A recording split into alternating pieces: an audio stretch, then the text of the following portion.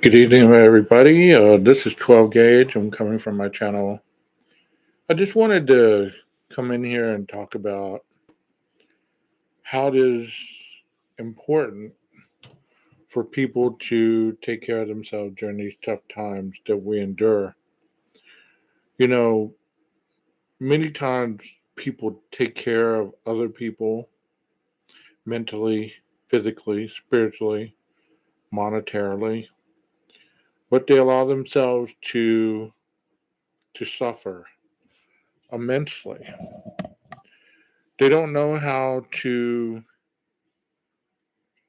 understand what it's like to stop, slow down, and take care of themselves. You know, it doesn't cost very much to keep yourself emotionally sane, to keep yourself going through the tough battles of life. Um, you know, I work with individuals who at times don't have very much hope that their circumstance is going to get any better or that their circumstance is even going to change. And sometimes when I'm talking to people, I'm delivering that hope that they understand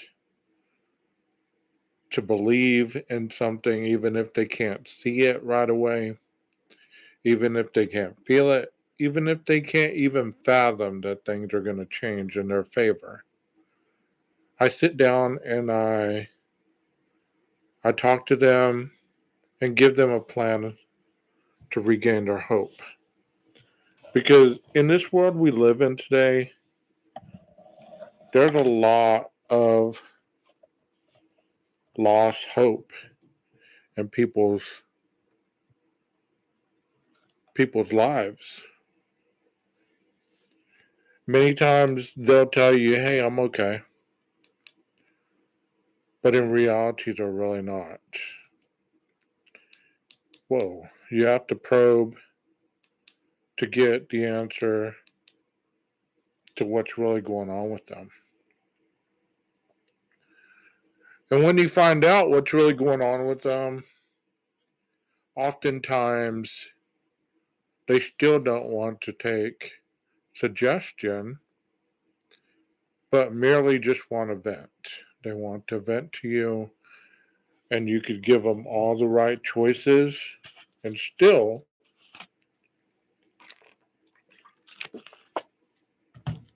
they might go and do what they're going to do anyways, and there's nothing wrong with that. You know, being a therapist a lot of times is like selling a product that nobody wants, but everybody needs. You know, if you give somebody something that they can't repay you for or to even understand, people feel weird about that. They feel like, man, this person's willing to give me hope and asks for nothing in return. That's what I do.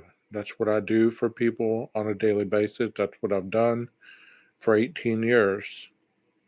I know in some of my other videos, I've been talking about how the brain works, how addiction works, how you break down certain things, and it's also how it goes regarding a case that's really popular out there right now. But you know what? At this point, I'm really tired of talking about that case because there's nothing really to talk about anymore. And it's very quickly understandable how you can be drawn into something and start neglecting yourself and how it even impacts the people around you. As I've told you before, I'm going to school to get my bachelor's for criminal justice. Then I'm going to be a JPO and hopefully climb up the ranks and eventually be the chief.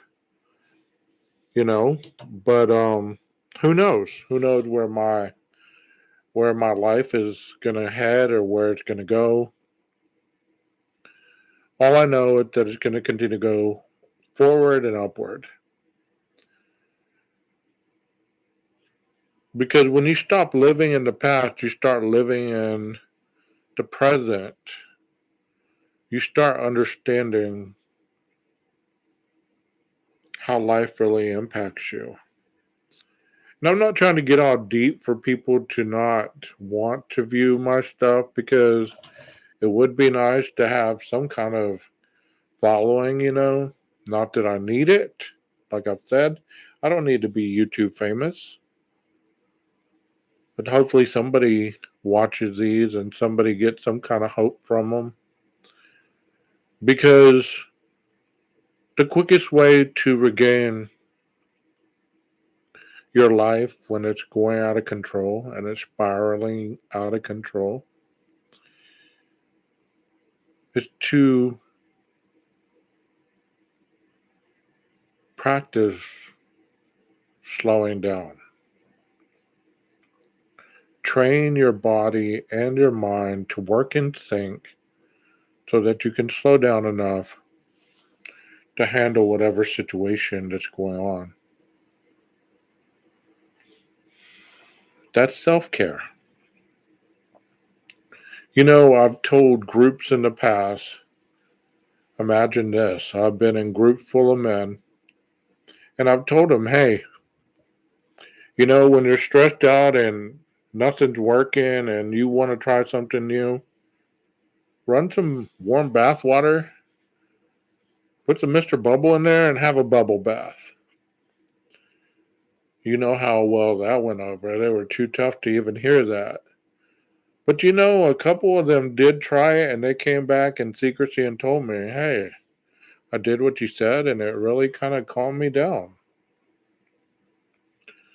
Because if you look at life these days, most people that you bump into, they tell you, well, I have anxiety or I have depression or I have fear of social environments.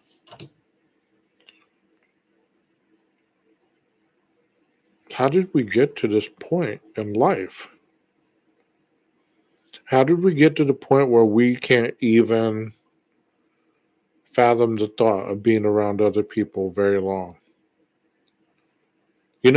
I watched a movie probably 5, 6+ years ago, and it was called Crash.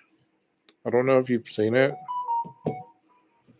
but it was talking about sometimes the only way that we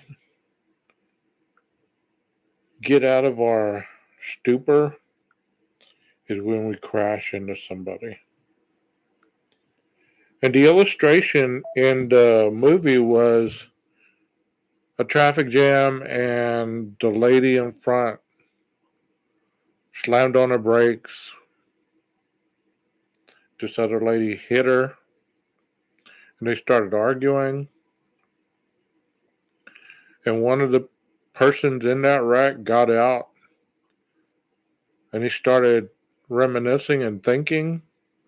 It's almost like it jarred him back into a sense of reality. How often in your day do you just go on autopilot? Has somebody ever been talking to you and you got to say, what? Huh? Because you're not thinking about what's being said rather than what you were thinking a week down the line, 2 months down the line, a year down the line. Or there's individuals that they're always worried about some sense of emergency that could or would happen. So they're always in fight or flight. If you saw my last video, you understand what that means. Or they're constantly holding their breath because they're shocked, they're going into I don't know what to do. So I'm gonna wait here a minute and figure it out. Nobody gives you the leniency anymore to be human. A lot of times you must excel to a point that is not even realistic.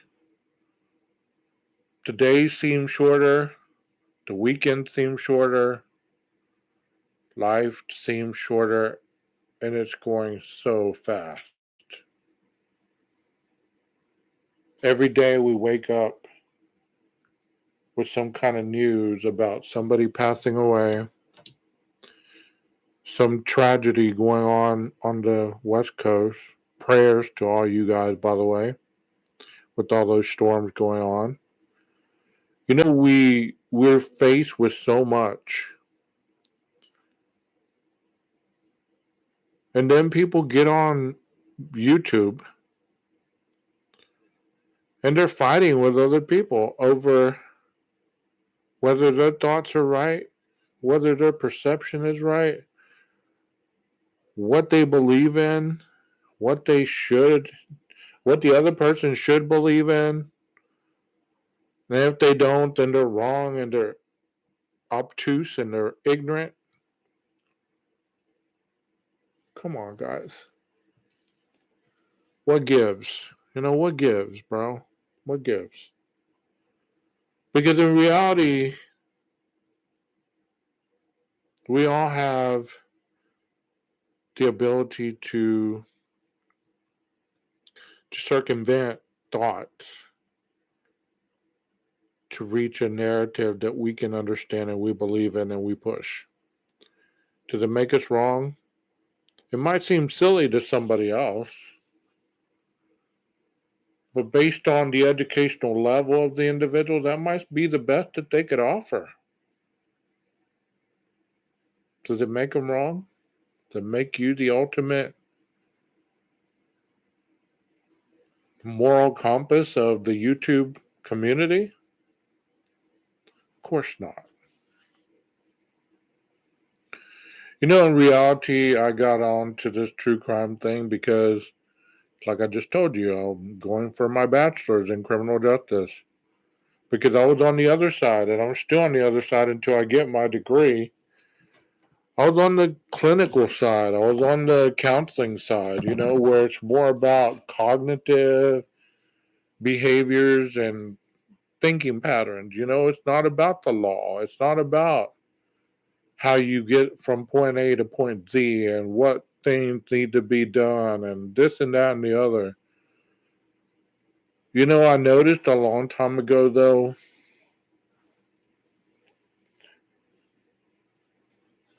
whoever created chat rooms had no idea what monster they were letting out,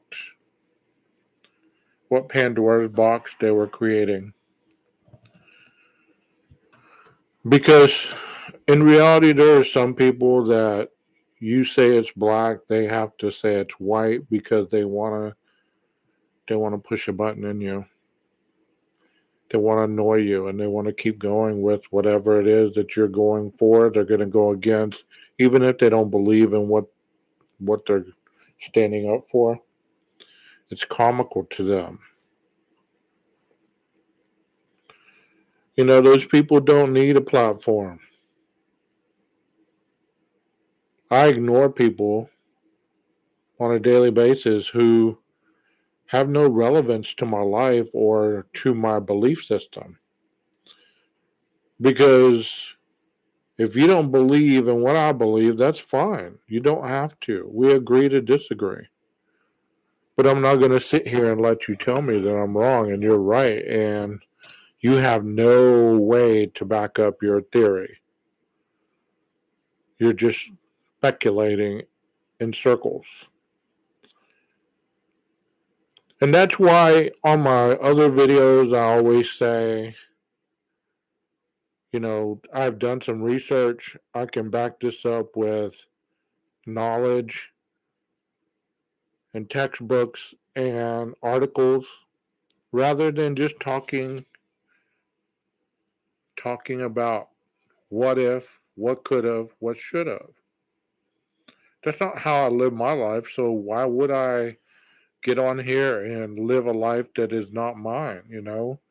Like I said, there are just some people in life that never believe anything because they're broken. And that's okay. They just don't know they're broken. And God forbid if you tell them they're broken, they're going to argue with you that you're wrong, and this psychobabble BS that you spit, they don't fit them. As a therapist, I've sat across from people who have vehicular manslaughter, drunken driving convictions, murders, drug charges, arson, rape, you name it. And when you start talking about getting to a positive state of mind and how that way was not healthy with creating that, these individuals will argue with you how you're wrong and their belief system is right. And you say, well, how can your belief system be right if you've been in prison all these times and it cost you all this money and all these issues? That right there is where it lies, because they have their rationale and their beliefs that trump anything you could ever say. So once again, like I told you, I sell a product that everybody needs and nobody wants. Not only myself, but any other person who's in social services or in corrections or anything like that. We're out here fighting a battle against a monster that doesn't believe that they could tame themselves with only one act of kindness. And one thing only is to get honest with themselves about their lives. Am I perfect? No. If I told you my story, you wouldn't even believe it. Most people, after I've told them my story, they still act as if I was lying and it was my story that I was telling. No, there's no way you did that. There's no way you lived like that. There's no way you were this or you were that. Okay, so you directed my life. I just lived it, right? That's what I'm talking about.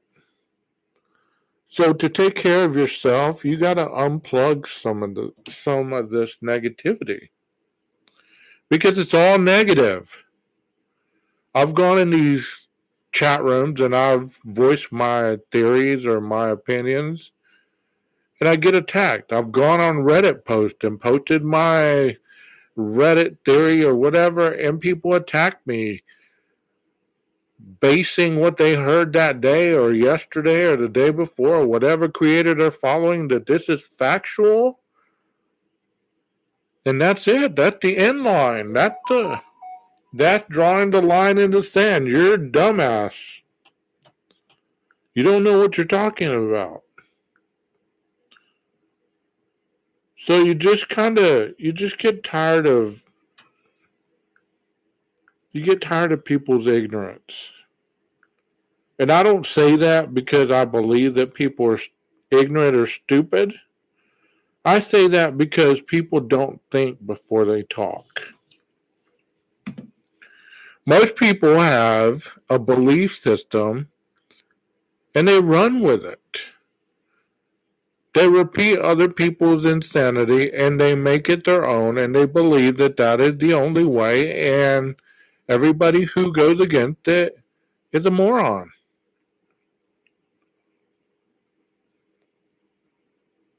It's comical to me sometimes.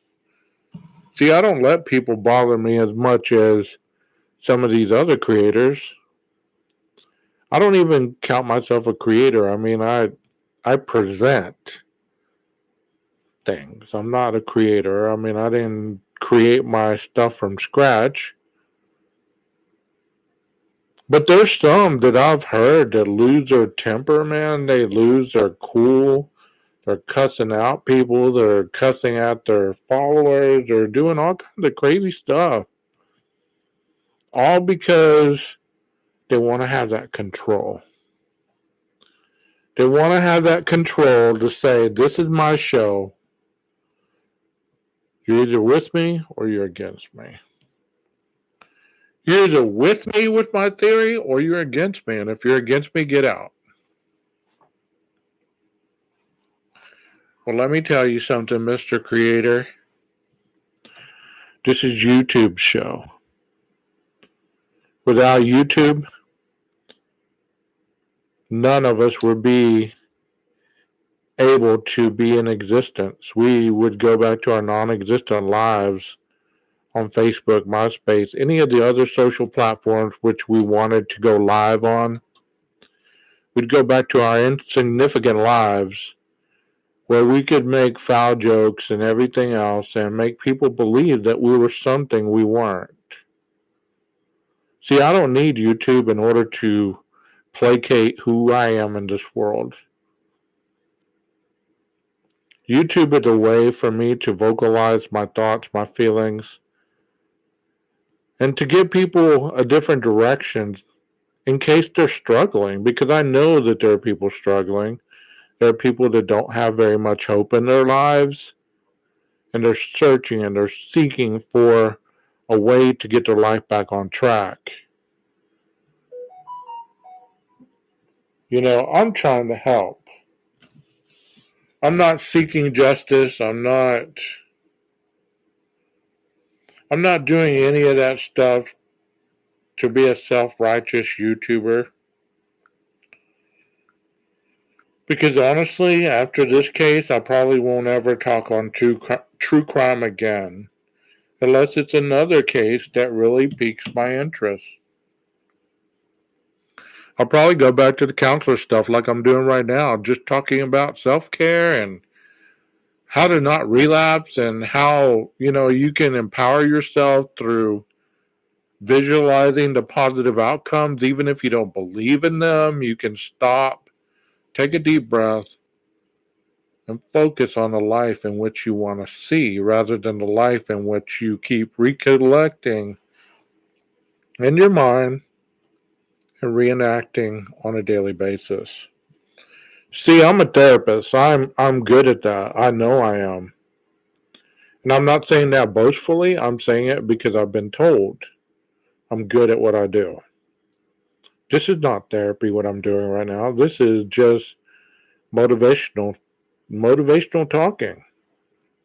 Now, if you sat down with me for an hour before that hour was over, I could help you with whatever it was that you were going through and at least put a plan together that you could successfully give yourself a new light in the darkness.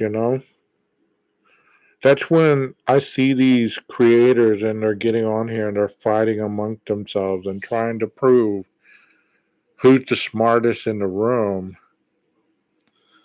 It's almost like a bucket of crabs. You ever seen a bucket of crabs? Well, one tried to crawl out, three grab it and try to bring it back down. That's what life is right now.